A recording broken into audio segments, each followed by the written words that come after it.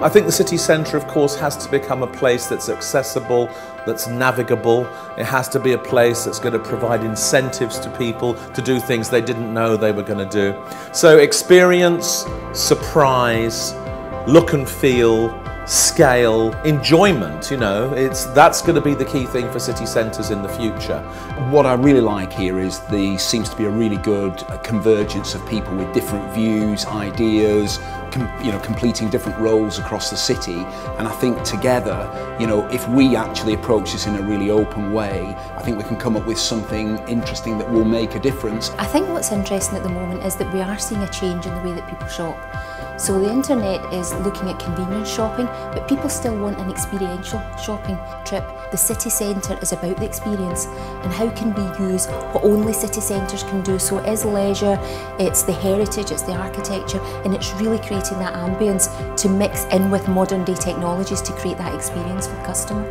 Retail obviously helps provide the commerce, but it's how we stretch commerce into every other walk of life as well.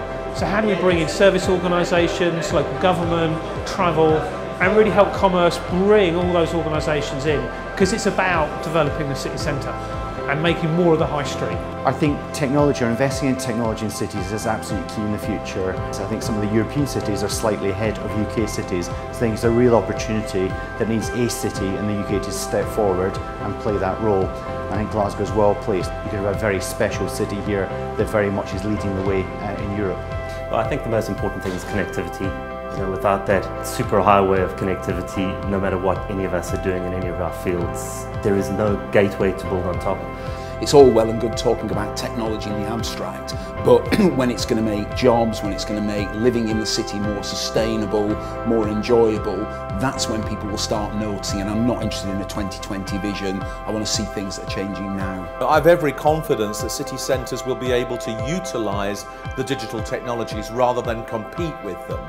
So it's the way you use those technologies to get people to really enjoy their city centre.